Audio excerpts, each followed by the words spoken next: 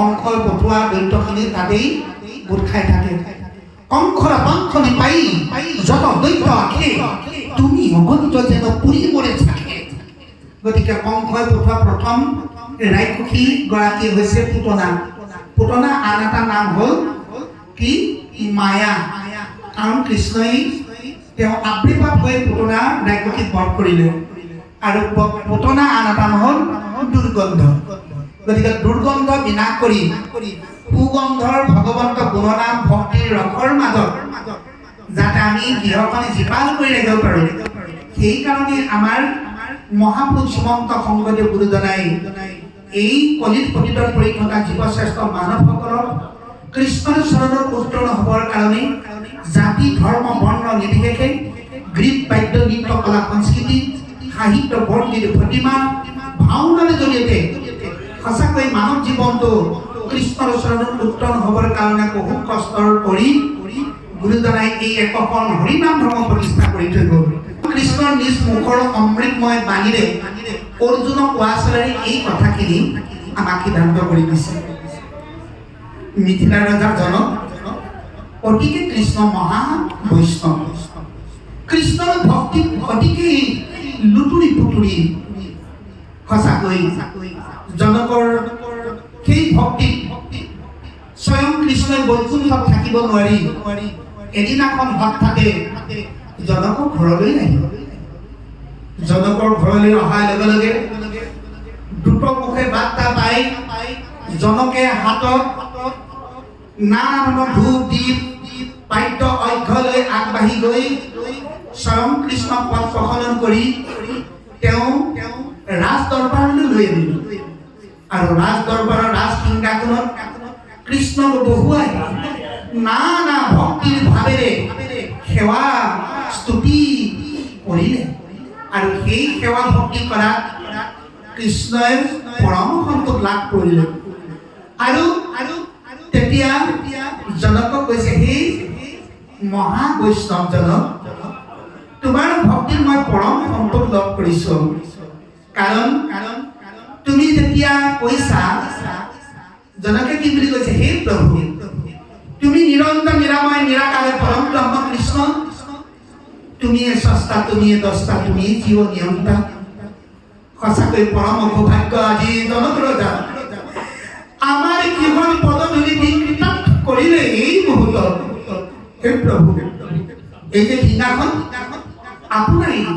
আপোনাকে অৰ্পণ কৰিলো, এই গৃহৰ ৰাজ্য সমস্ত হয় হস্তি আপুনি সৃষ্টি আপোনাৰে সমস্ত আপোনাকে অৰ্পণ কৰিলো।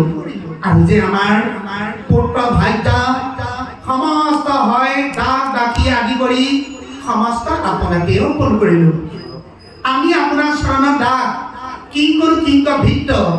গতিকে এই দেহটোতো তুমিয়ে আমাক চৈতন্য শক্তিৰ দ্বাৰাই পৰিচালিত কৰি আছা প্ৰভু।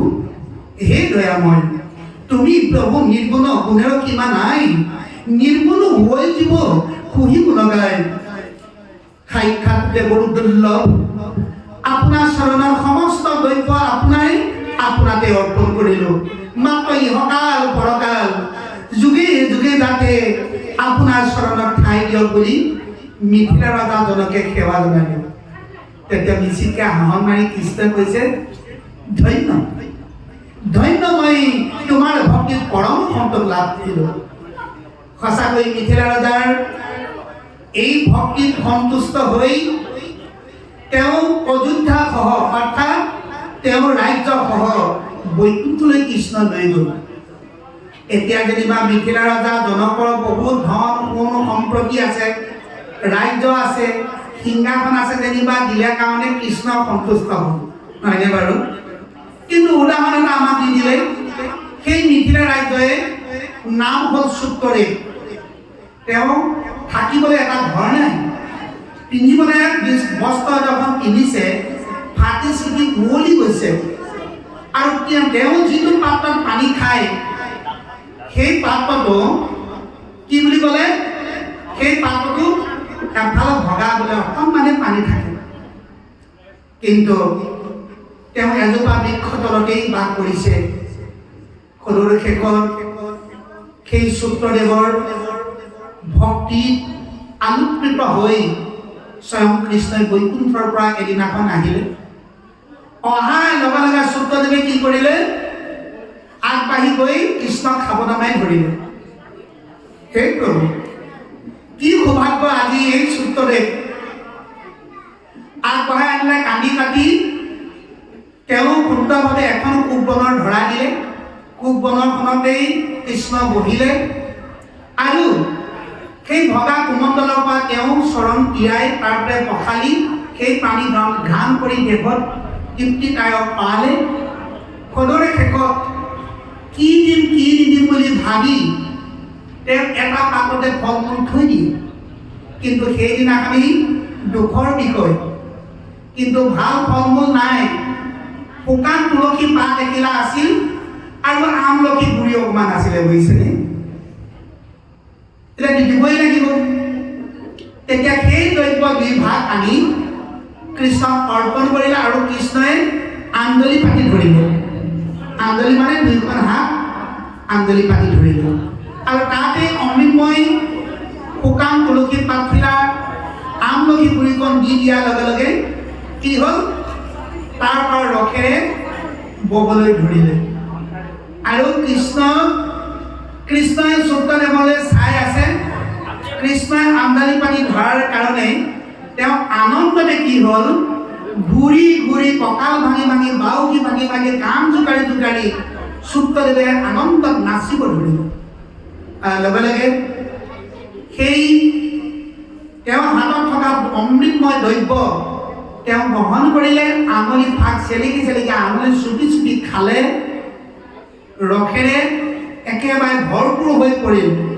চাওকচোন, তাৰপিছত এইখিনি দৃশ্য দেখাৰ পিছত সত্যদেৱে যেতিয়া মানে ঘূৰি নাচিব ধৰিলে আৰু সেই সত্যদেৱৰ ভক্তিত সন্তুষ্ট হৈ কৃষ্ণই সত্যদেৱক আঁকোৱালি আনি কোলাত লৈ চুম্বন কৰি ঘ্ৰাণ কৰিলে আৰু লগতে কৈছে,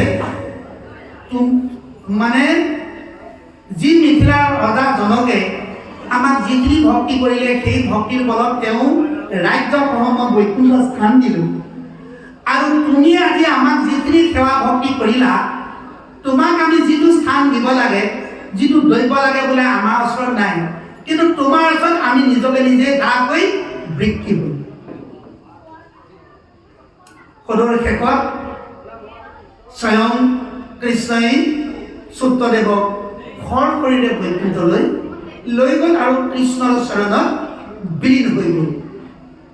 এতিয়া ভকতিটো আমি কৰিবলৈ হ'লে ক'ত কৰিব লাগিব? প্ৰথম গৃহখনত 1 নম্বৰ ভকতি কৰিব লাগিব। উপদেশত থাকি আৰ্হি শ্ৰেষ্ঠ। আমি নিজে আৰ্হিটো ঘৰত কৰাই, ল'ৰা ছোৱালী, ককাই ভাই, পিতৃ মাতৃ সমস্তখিনি কৃষ্ণ ভক্তিত জীপাল কৰাৰ পিছত যদিহে প্ৰভু ভগৱন্তৰ কৃপা হয়, তেতিয়াহে এই ফোনটো লৈ কৃষ্ণ দুআষাৰ কথা ক'বলৈ গ'লে সঠিক ভাল হ'ব। যদি আমি নিজে ঘৰত নকৰোঁ, আপোনালোকৰ আগত যদি এই ফোনটো লৈ কথা কওঁ, তেতিয়াহ'লে কামত নাহিব। সেইকাৰণে আমি নিজে কৰি আনক দেখুৱাব লাগিব। সেইটো কাৰণেই বা পাই সমস্ত আইসকল এই ৰহস্যটো ভেদ কৰিব লাগিব। কৃষ্ণ কৃষ্ণ।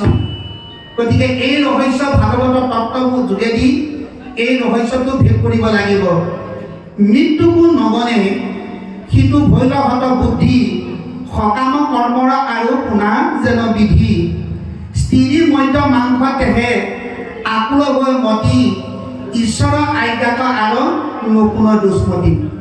এই কলিযুগত ভাৰতবৰ্ষত মানুহ জন্ম গ্ৰহণ কৰাৰ পিছত মৃত্যুৰ কথা বোলে কোনোদিনে চিন্তা নকৰে। কোনজন হ'ল? সেইজন হ'ল অভকত। ভকতে চিন্তা কৰে মৃত্যু, কাৰণ জন্ম হোৱাই নহয় মৃত্যু চাৰ্টিফিকেট এখন আমাক প্ৰত্যেককে দি দিছে। মৃত্যু চাৰ্টিফিকেটখনৰ কথাটো এই কৃষ্ণৰ শৰণ ল'লে আৰু কৃষ্ণৰ কথা জানিলেহে মৃত্যু চাৰ্টিফিকেটখনৰ উত্তৰটো পায়। যেতিয়ালৈকে কৃষ্ণৰ শৰণ নাথাকিব, ভজন নাথাকিব আৰু কৃষ্ণক প্ৰতিনিধিত্ব নভজিব, এই মৃত্যু চাৰ্টিফিকেটখনৰ কথাটো কেতিয়াও নাজানিব। গতিকে যিজনে বোলে জানিব সেইজনে হ'ল ভকত। গতিকে সেই ভকতজনে এই কলিযুগত মৃত্যু চাৰ্টিফিকেট কোনখন ধৰি লয়? মৃত্যু সঞ্জীৱনী অৰ্থটো হৈছে ৰাম নামৰ মহা ঔষধ। আমিতো এদিন জন্ম হলো, এদিন মৃত্যু হম। ক'ত হাতে ঘাটে বাটে ক'ত আছে আমাৰ মৰণ কোনেও নাজানে, হয়নে বাৰু? হয়তো কাইলৈ আমাৰ মৃত্যুৱে আছে, হয়নে বাৰু?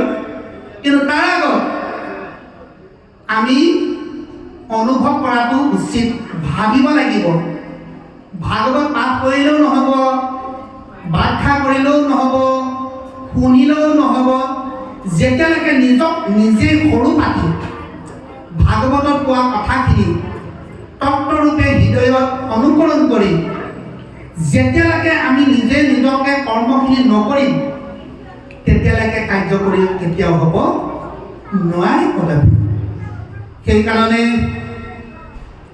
মৃত্যুকো নগণে সিটো ভৈল হত বুদ্ধি, মৃত্যু কথাখিনিও চিন্তা নকৰে। লগতে সকাম কৰ্মৰ আৰু শুনা জনবিধি, সকাম কৰ্মখিনিকে থাকে। সকাম আৰু নিষ্কাম, প্ৰবৃত্তি আৰু নিৰ্বৃত্তি, ভাল আৰু বেয়া, দিন আৰু ৰাতি, হয়নে বাৰু? আৰু যিটো দিনত পাপ আৰু পুণ্য, পাপ কোনদিনা হ'ব? যিদিনাখনি ভকত সংগ নাপাব, কৃষ্ণ কথা আলোচনা নকৰিব, গুৰু সেৱা নাই, দেহ সেৱা নাই, নাম সেৱা নাই, ভকত সেৱা নাই, সেই দিনটোত অকণিকা পাপে হ'ব। আৰু যিটো দিনত আমি সকলোৱে